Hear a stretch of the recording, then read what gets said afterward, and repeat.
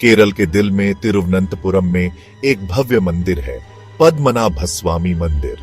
यह मंदिर अपनी अद्वितीय वास्तुकला और धार्मिक महत्व के लिए प्रसिद्ध है। भगवान विष्णु को समर्पित यह मंदिर श्रद्धा और वैभव का प्रतीक है।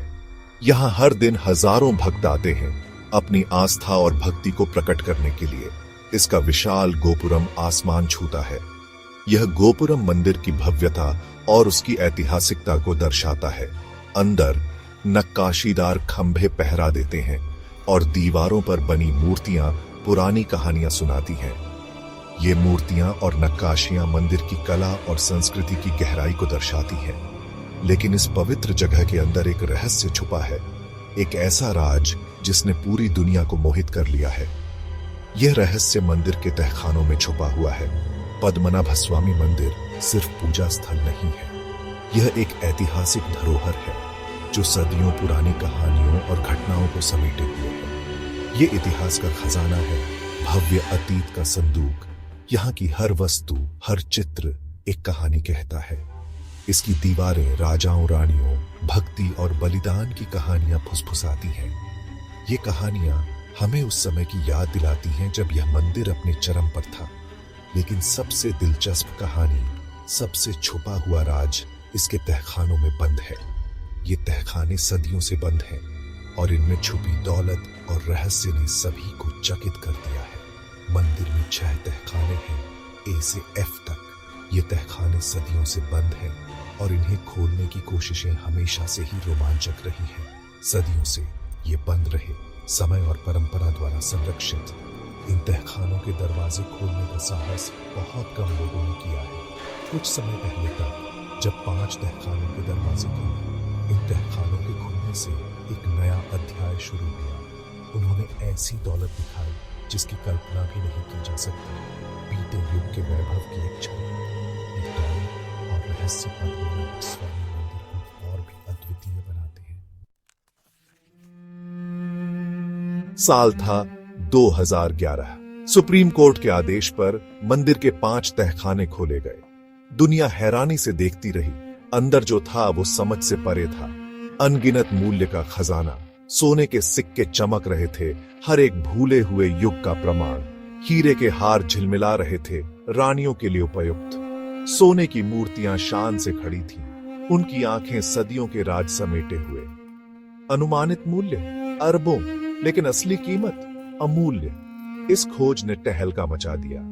पद्मनाभस्वामी मंदिर, जो कभी अपने आध्यात्मिक महत्व के लिए जाना जाता था, अब अकल्पनीय धन का प्रतीक बन गया था।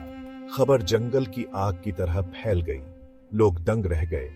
लेकिन इस विस्मय के बीच एक सवाल बना रहा, तहखाना बी का क्या? तहखाना बी सबसे रहस्यमय अभी भी बंद है। इसके राज बंद है, सिर्फ तालों और चाबियों से ज्यादा किसी चीज से सुरक्षित। कहते हैं कि इसकी रक्षा प्राचीन श्रापों, दैवीय शक्तियों द्वारा की जाती है। इसके आसपास की हवा एक अनजानी ऊर्जा से भरी है। दूसरे तहखानों के विपरीत, तहखाना बी का प्रवेश द्वार सिर्फ एक दरवाजा नहीं है। ये एक भयानक द्वार है जिस पर नागों की आकृतियां हैं, पाताल लोक के रक्षक। उनकी आंखें आपकी हरकत पर नजर रखती हैं। एक चेतावनी, एक धमकी। मंदिर के गलियारों में फुसफुसाहट गूंजती है। तहखाना खोलने की असफल कोशिशों के किस्से, उसके बाद आई विपत्तियों की कहानियां, बीमार पड़ने वाले लोगों की अजीब घटनाओं की। संयोग या किसी नाराज रक्षक का प्रकोप? तहखाना बी के बारे में कई कहानियां प्रचलित हैं। यह एक रहस्यमयी स्थान है जो सदियों से लोगों की कल्पनाओं को मोहित करता आ रहा है। पीढ़ी दर पीढ़ी चली आ रही है, धीमी आवाज में कही जाती है। ये कहानियां कभी कभी पुराने ग्रंथों में मिलती हैं, तो कभी बुजुर्गों की जुबानी सुनाई देती है। कुछ कहते हैं कि यह समुद्र से जुड़ा है, एक सुरंग जो एक छिपी हुई दुनिया की ओर जाती है। यह सुरंग एक रहस्यमयी जलमग्न गुफा की ओर ले जाती है, जहां अनगिनत रहस्य छिपे हुए हैं। दूसरों का मानना है कि इसमें सिर्फ सोना और गहने नहीं, बल्कि प्राचीन ग्रंथ, शक्तिशाली कलाकृतियां हैं। ये कलाकृतियां इतनी शक्तिशाली हैं कि वे किसी भी साम्राज्य को बदल सकती हैं। एक राजा की कहानियां हैं जिसने तहखाना खोलने की कोशिश की। उसने अपनी पूरी सेना और संसाधनों का उपयोग किया, लेकिन असफल रहा। उसने चेतावनियों को, पुजारियों की विनती को अनसुना कर दिया। उसने भारी कीमत चुकाई, एक विनाशकारी बाढ़। यह बाढ़ इतनी भयंकर थी कि उसने पूरे राज्य को तबाह कर दिया। देवता के क्रोध का संकेत या सिर्फ एक प्राकृतिक आपदा? यह सवाल आज भी अनुत्तरित है और लोग इस पर बहस करते रहते हैं। सबसे प्रचलित कहानियों में से एक गरुड़ मंत्र की कहानी। यह मंत्र इतना शक्तिशाली है कि इसे सुनते ही दरवाजे खुल जाते हैं। एक शक्तिशाली मंत्र तहखाने के दरवाजे पर खुदा हुआ। यह मंत्र केवल उन्हीं को दिखाई देता है जो सच्चे दिल और पवित्र आत्मा के होते हैं। कहते हैं कि केवल एक शुद्ध हृदय और बेजोड़ ज्ञान वाला ऋषि ही मंत्र का उच्चारण कर सकता है और तहखाने को सुरक्षित रूप से खोल सकता है।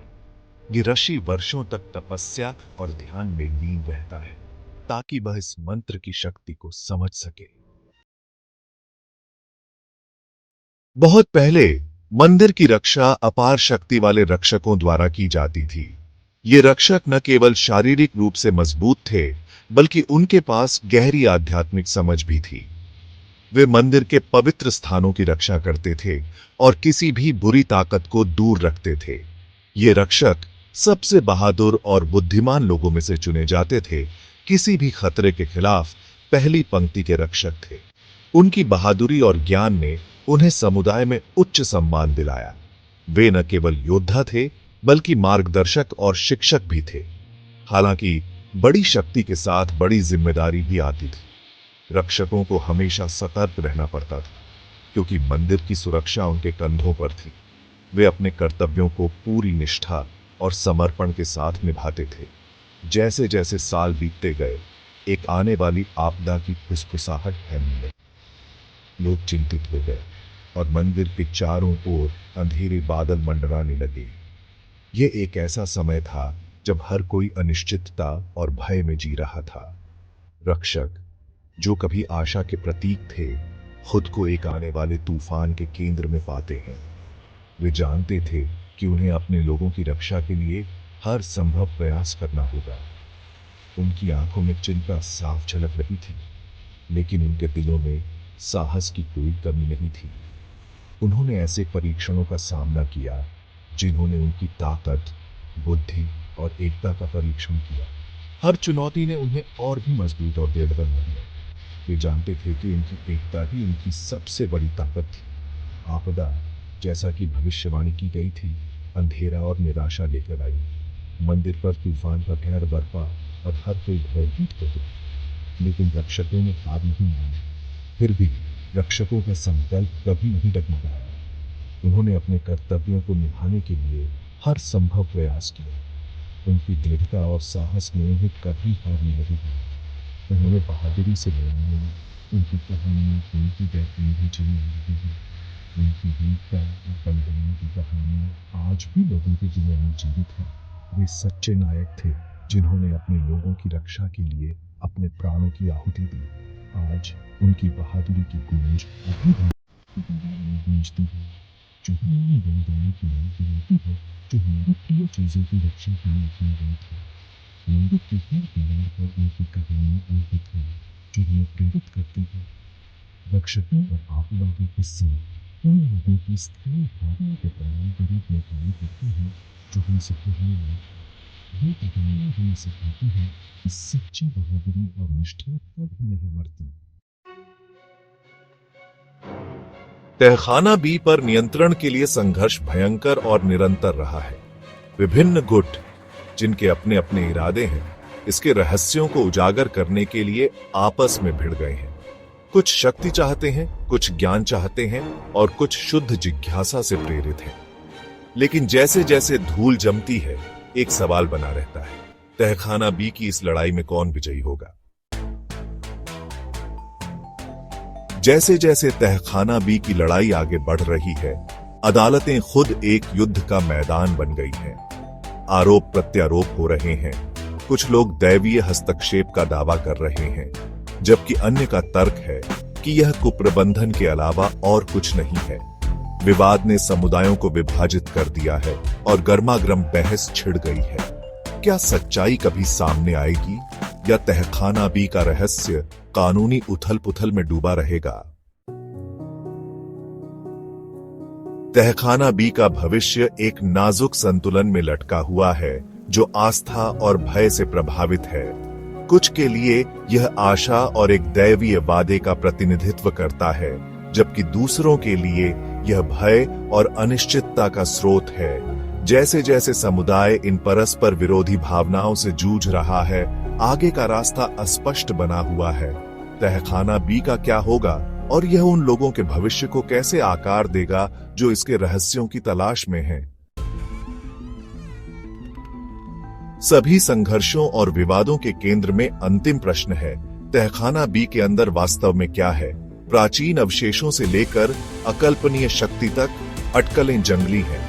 फिर भी सभी सिद्धांतों के बावजूद सच्चाई छिपी हुई है, अभेद्य दरवाजों के पीछे बंद है। जैसे ही हम खोज के कगार पर खड़े होते हैं, प्रत्याशा बढ़ती जाती है। तहखाना बी के अंततः खुलने पर हमें क्या मिलेगा?